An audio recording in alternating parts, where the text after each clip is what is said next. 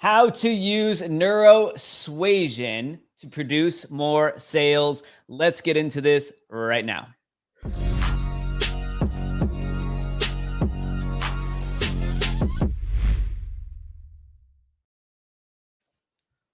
What's going on, guys? Dino Gomez here. Welcome back to another episode of the Crazy Good Marketing Podcast, where we sit down with industry influencers and have them tell us a crazy good marketing story, something off the wall you wouldn't expect that worked to grow their business so that you can implement the exact same thing to grow yours. And today I'm sitting down with a buddy in the industry you guys might recognize, Yeah. probably know him. This guy is a ton of fun and an absolute genius salesman as well. Today I'm sitting down with Leon Sheed. Leon, how are you doing, buddy? Mate, I'm on top of the world, kicking ass and taking numbers, Dino. You. He's kicking ass and Mate, taking numbers. This guy is so I'm much fizzing. fun. I'm fizzing to be here, man. I've been fizzing all week. All right, I've been frothing to get on the show there because, dude, what I like about you, man, you're one of the few that does what he says he's going to do. He backs it up, and we've been pals, acquaintance for a while, but just what you do, you're not one of those guys that sit back and talk about it, get it out there. You actually do it. You do more than me. So right now I'm actually hating you, man. But I'm juiced to be here, brother. Dude, well, already there's so many gold nuggets. You guys, we're going to get into what Leon calls neurosuasion. But did you guys already hear this vocabulary he has? That's already what I'm learning. What'd you say? Frothin' and something else of fizzin'. I've never heard of fizzin' before, but you are a master of words, psychology, and sales. And I'm excited to talk to you about this. So what in the world is this crazy thing you call neurosuasion? I know it's a bit of a mouthful, man, and hopefully you guys can keep up with me. I do talk a little bit funny. I'm from the future. You probably can pick it by now. I'm from Australia, mate. All right, so I may sound a little bit weird, but that's cool. So man, this question, what is neurosuasion? It's something I've been answering for a long time, man, like 5-7 years, and without chewing your ear off for an hour and blowing this out to be like an hour, webinar training, it really comes down to two core components. Okay, two core components. Number one, and stay with me here. Okay, number one is really becoming more conscious of people's behavioral buying patterns. Okay, we've all got a buying strategy. We all do. You do, I do, you do here. Who's listening? Hello. We've all got a behavioral buying strategy, but it's really from the subconscious level. So it's understanding that, okay, what is their behavioral buying strategy and how is it intertwined to the emotional and the logical standpoint of that? Okay, so that's core component one. Okay, core component two is once we have got that awareness and once we know their buying strategy and how that intertwines to how they make a decision and buying things, okay, we then, guide them. Okay, we then guide them to make a self-made sale. Okay, using their own behavioral buying strategy. Now, the cool thing about this, man, is when you can do this. Okay, well, let me back up. The cool thing about this is, people understand, hey, yeah, you make a sale based on, emotional logic and drive them down to pain and all that. But what they're missing, and this is what's not taught, is they're not helping people, or people don't understand how to extract, how to elect their buying strategy. Or what do they need to get here, feel, okay, and be driven towards or away from in order to make a decision, okay? So once you get that, boom, but this also naturally builds rapport, trust, credibility, and they're like, oh my God, this guy or this girl has got me. And that allows you to not become, I suppose that, that person that's trying to manipulate them or trying to push them down on, how would life be in another 6 months if you didn't fix this? That sort of BS that's being taught out there. You don't need to do that when you know how to do it correctly. So that's what it is, my man. Hold on here real quick, bud. Woo. So now I'm curious. I'm sure everybody out there, you guys are curious as well, right? What and how in the world do you determine somebody's buying strategy? How are we digging into the way somebody thinks? Is this done prior to the call? Is this done early on in the call? If we're talking sales call here, really curious how do we analyze, and how many categories of buying strategies are there, perhaps, or are there? Yeah, I'll let you go, but I have no idea. Yeah, man. Yeah, totally. So This is best, I suppose, met when we were talking to someone. Okay, so they've come in through a lead, or you got them on the phone, or you're sitting down talking to them, or you could even be walking up to the street to a stranger. Okay, now obviously you've got to have a bit of rapport there first, and this isn't what this show is about. It could be about later on. Who knows? I might just see that idea there for you. But it's really asking, good strategic questions that gets them thinking. Okay. Now, you've probably heard before, good salespeople are good listeners, and that's bloody true. Okay. And it's about listening to the words that they say, the predicates that they use, and where they're leaning in on. Now, also, there's other components too, like the way how they accessing information, where they more, I suppose, driven towards, in the emotional, the logic standpoint, what sort of personality type do they have that's going to favor all these things? But it's really listening to what they're saying. Okay, their predicates in their words that they're using, by asking smart strategic questions that elicitates that brings it out, then understanding that. Okay, and they go, well, this guy's more focused on the logic standpoint. This guy is more focused on the emotional standpoint. This guy's or girl is more kinesthetic. This one here is more about love and all that. To really understand that, you got me? Gotcha. Okay, so if we rewind this for a second, we're talking about active listening, which I think very difficult for a lot of people to say do. What? Oh, okay, yeah. You actually had me there, dude. So active listening, and then soliciting, or otherwise asking the right questions. Strategic questions, Dino.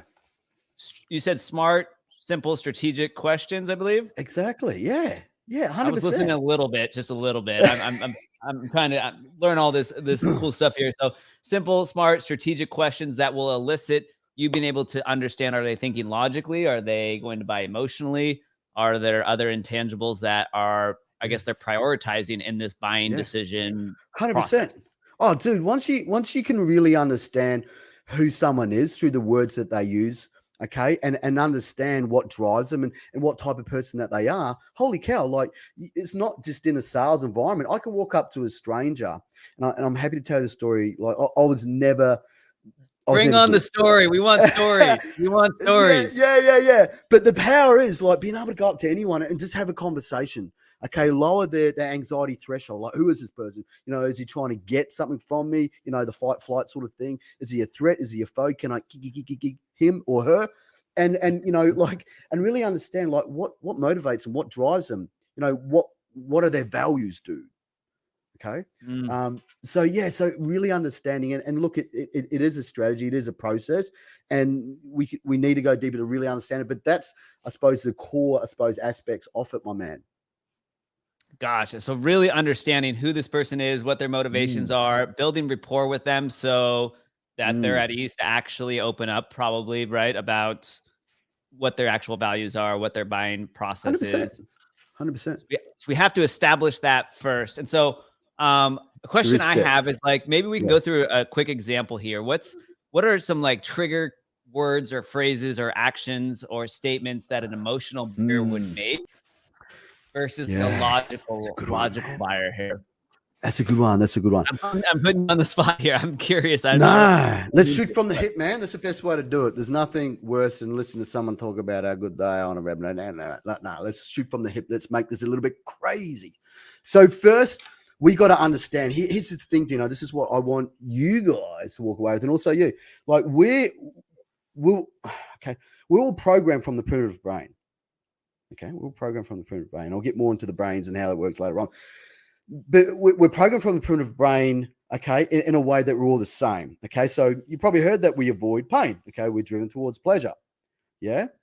Now, when our brains evolved over the years, okay, most likely for some, not for a lot. All right? I would say for some. Yeah. But we're all programmed from the primitive brain for your pains, problems, desires, whatever they are. And out of that, people avoid pain. Okay, so they want to avoid pain. Now, what is pain? Pain is uncertainty. Pain is fear. Okay, pain is I'm not sure what's going to happen here. Pain is I don't understand it. Pain is they're a threat. I don't know them. What do they want? Okay, and so the first thing is we have to lower that pain, that anxiety threshold. for them to feel like we're not trying to take or get from them. This is where most salespeople, come across in their language and how they, I suppose, open up in the conversation, how they try to build rapport. They're coming across as a threat straight away. Boom! Oh, get away from me! I'm not buying anything. This is crazy. So I don't want anything, what you're man. saying is most people when they're what are you saying, dude? when they're actually trying to build rapport, they're pushing the prospect away per se. Yeah, is that right? Because they're trying to get. And here's the thing, Dino. People always feel you before they ever see you or hear you. It's like, and we can get into that crazy stuff later, man. But you can walk into a room, okay, and there's strangers, and all of a sudden you feel something. Whoa. There's the energy force that person is projecting. Absolutely. Are they certain in themselves? Are they confident? Are they needy? Are they trying to get? We can feel that shit. We can't necessarily understand it. It's gone in through a subconscious level, or I won't go too crazy, but we're feeling it in our bodies, man, what that person's like. So we got to understand that we're driven towards pleasure and pain. So anything that moves towards us, we naturally, from the primitive brain, because we're programmed there, we move away from. We're like, whoa, what do you want? I don't want any of this stuff. I'm uncertain about you, dude. You come across as dodgy. Okay, that's dodgy word means like, I don't know what you call it over there, but yeah. So they're going to naturally move away from you. And it goes back to the caveman days. Like the caveman walks out in the cave and all of a sudden he hears a rushing on the bushes. What the fuck is that? Is it a saber-toothed tiger? I don't know. There's uncertainty. I'm going to run away from it. Yeah. Okay. So anything that moves towards us that we're uncertain of, we're going to move away from. That there's any fear or links, or we're going to move away from. Okay. Now here's the cool thing. When things move away from us, we're naturally inclined to move towards it. So what I'm getting at here, Dino, if we're not coming across as needy, we don't want anything, because people can feel that. We got nothing to say. I don't want anything from you, dude. It's so powerful. We're going to move towards that person. If you come into the meeting, say, hey, John, look, thank you so much for meeting up with me today. Let's be clear. I don't necessarily know if we can help you, or what we got is actually going to be a good fit as of yet, because we're yet to, go a little bit deeper. So I just want to lay that on the table. I'm not going to assume anything. Now, what am I doing there, dude? I'm moving away. I'm moving away from them. I'm now taking prime position, because anything that is easily accessible, it isn't that desirable. But anything that, there. Put a quote up on the board right there. Anything that is easily accessible is not desirable. Yeah. Woo. So anything that isn't easily accessible becomes desirable. Scarcity right there. So there's a bit of deep thinking there. Scarcity, or is it like a different type of like? Would you word that differently in terms of like it's? Mate, let me tell you with the story. Such a negative connotation now. I feel like in the industry we're like, that's too much scarcity, but it's or is it more labeled like no, it's like premium, like it's rare. Well, dude, it's not easy to get. Like, for example, like we'll swing it around a little bit, and hopefully won't blow this out. But I want to spin you guys a good yarn, which means a good talk. Okay, so you look at the. Are you single at the moment, Dino, or like have you got You are? I'm technically single. You're open? Yes. Okay, yeah. Well, look out, ladies, look out. All right, so if you walk into a bar, right, and all of a sudden you turn over and there is a smoking person there, okay, and they know it. They know you know it, and you're like, whoa. Straight away they're feeling, this guy's looking over here. I can feel this energy, the energy, whatever you want to call it. They know that there's desire there. Okay. Now, so you go up to me, hi, nice nails or whatnot. Hey, can I buy you a drink? It's like, get away from me. You're trying to get. Okay. Mm-hmm. Or trying to, pick up line, get away from me. But, Dino rocks in. Don't worry about the other guy. Dino rocks in. He's looking sharp. He's looking smooth. He knows human psychology. He knows behavioral psychology of what drives people. And he walks in there and he sees her, and she sees him, but he turns away. Ooh. She's not used to that. She's used to guys running over there, getting on the knees, buying drinks. But Dino's cool. He's smooth. He lets her know. She looks at him. He looks away. He's not that easy accessible. Now he's been watching these other guys walk up to her, and they're like, "Hey, how are you? You're beautiful." She's like, "Bump, bump, bump, get away from me, get away from me." But Dino slides in there. He's smooth. What were those? What were those sound effects there? Bump, bump, bump. Bump, bump, bump, bump, get away. Slap, slap, get away. Then Dino slides in there. It's like, "Hey," and she's like, "Hey," and then Dino says, "Well, are you gonna hurry up or what?" She's like, "What are you talking about?" "Well, I'm waiting for you to buy me a drink."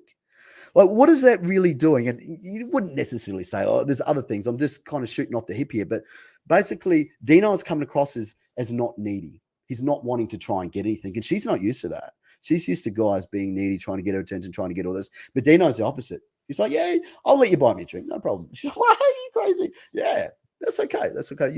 You'll eventually buy me a drink. Sooner or later. You might as well do it now." And she's like, "Well, there's something different about this guy." So that creates attraction. That creates desire. He's not that easily accessible. He's different. And that's what we got to do in the sales environment and building relationships. We've got to come across as different. Okay. So does that give you an idea? Yeah. Massive, massive, massive. We're talking about basically push-pull, but when it comes to sales, right, it's the same mentality here. You talked about the primitive mind in terms of people desire what they normally can't have. And what? So I'm kind of curious, right? Normally what they can't have. I'm kind of curious from a marketing standpoint, right? What are some of the things that maybe opportunities you feel are missed in the industry, or things that you've seen work well in terms of, let's not be so aggressive with wanting and desiring the sale, and instead make it very, very clear that, you know what, we don't need you. If you're a right fit, we'd love to potentially work with you. Is there something that you see there, Leon, where it's like, guys, hop on this? Or is this, generally speaking, is this a state of essence, a state of being in a mindset of there's a ton of abundance, a ton of opportunities, and if I'm in this state, right? Because you and I off show a little bit, we were getting deep, going down the rabbit hole, talking getting about heated, mate.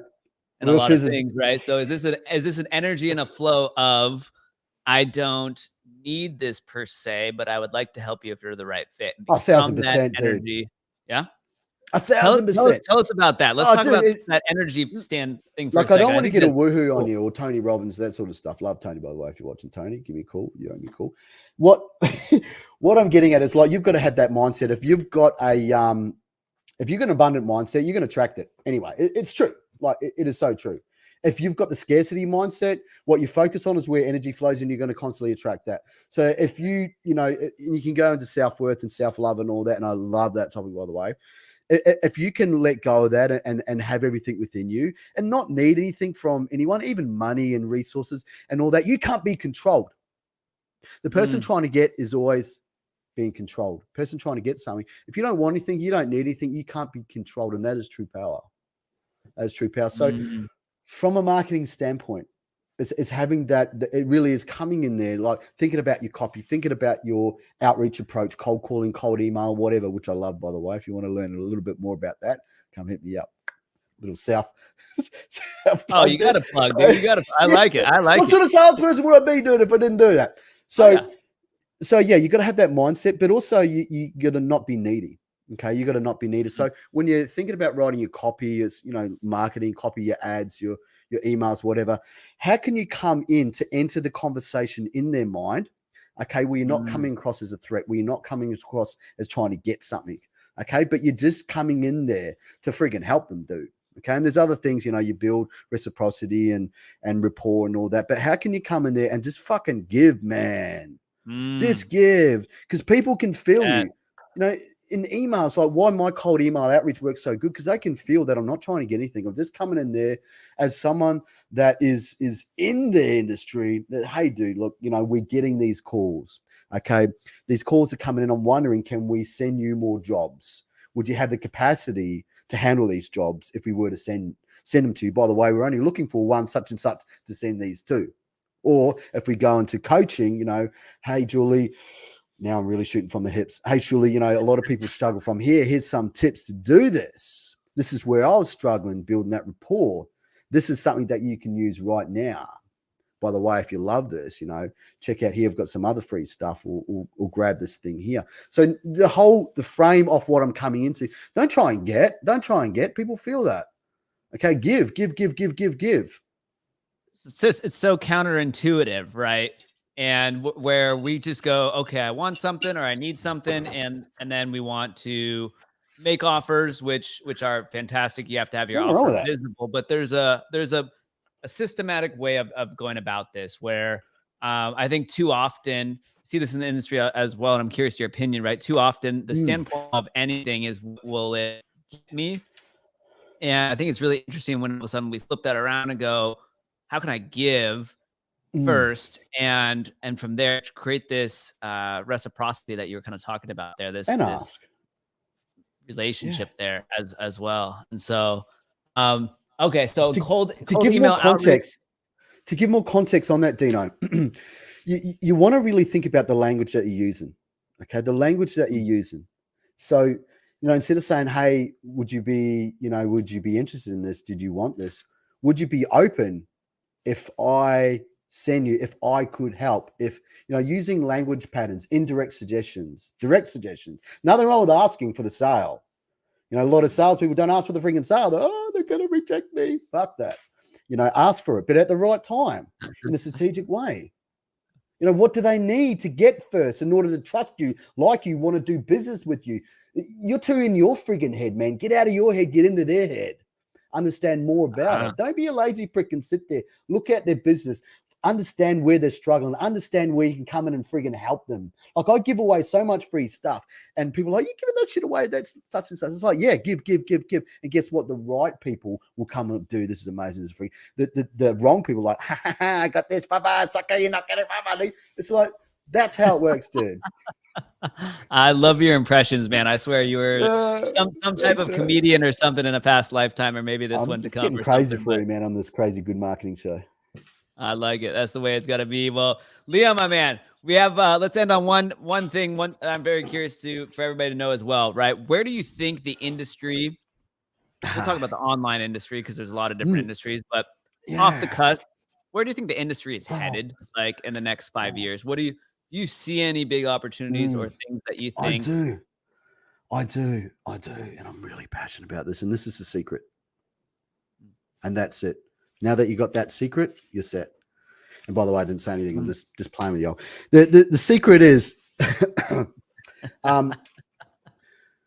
secret is, with the current marketplace, with, a lot of people doing high tickets, a lot of people marketing, what's happened back in the 80s and the 90s was selling and doing manipulated things. And people are wise, man. People aren't stupid. This has created something in the marketplace, okay, which is stopping people from buying. Okay, and I'm just trying to think of the name because it's coming to me right now. Dysfunctional buying. It's dysfunctional buying. Dysfunctional buying. Now, what's caused dysfunctional buying, dude? Dysfunctional selling. People manipulating people, doing the tie downs, doing the countdown timers, high pressure sales. People are wise to that now. Like, I went on a sales call the other day and I train people in sales, right? And I'm like, dude, I know that's the script. I know that's the process. Stop doing that. You're lifting up people's buying anxiety straight away. They're like coming in like, okay, this is how the call's going to go. We're going to ask you some questions. This is like, boom, boom. No, that is not natural, dude. People are aware of that now. They're like, sales call. Or I'm getting a cold call. They're like, hello, Mr. It's like sales call. Come in. Okay, come in to give. Come in as a friend. Come in with the mindset that you already know them. Okay, you already know them, and that's the thing. So we have to change the way we're selling. We have to change the way we're marketing. That isn't so high pressure. That isn't so cheesy with the countdown times and all that. Come in a more strategic way that's lowering the buying anxiety threshold. And you're stepping them strategically through a way at the right time. Then come in and ask for the sale. I love that. Lower the anxiety. People don't like anxiety. Lower their anxiety. Lower your anxiety by not being anxious for the sale. Leon, my man. Yeah. I could sit here and chat with you and ramble, and I think we could do this every single week, all day long. Chew your ear off for hours, Dino. It'd be great. Oh, yeah. This conversation would get goofy real quick, my man. we appreciate your expertise, your knowledge, your wisdom, and your stories, and your just your charisma as well. Thanks so much for being here, dude. For everybody tuning in, where can folks get in touch with Mr. Leon Sheed if they want to learn more about you, your sales training, and otherwise all of the amazing cool stuff that you're up to? Yeah, absolutely. Look, you can just search my name on Google, search my name on Google, Facebook. But what I want to do is I want to do something a little bit different for your audience. Just sending it to a website or things. Most people are like, sounds good, but they don't do it. So what I want to do is the idea came to as Dino and I were chatting. Let's give you guys something valuable. So I've got some training I want to give you guys access to a couple of areas. So I'll let you guys decide because I don't want to assume here that's unprofessional, that's malpractice. So a couple of topics. Okay, number one is building rapport, which is the most important thing that you can learn to do because it's in every relationship, not just a sales environment, but really understanding how people tick. So there's some rapport building training or another, I suppose, piece of training that I can send you guys is asking those strategic questions to unearth and elicitate, I suppose, people's buying strategies. Okay, so two there. I'll let you guys decide in the comments below, wherever that is. All right, you like the button, smash a comment. Yeah. Awesome, guys. So yeah, if you guys want to get in touch with Leon or you want one of his free trainings, comment down below. He will reach out and get you guys a free training. Mr. Leon Sheed, we appreciate you being here. We appreciate you guys being here. That's it for this week's episode of the Crazy Good Marketing Show. We will see you guys tomorrow with another killer episode with another industry influencer. Catch you guys soon. Have a good evening, everyone. What?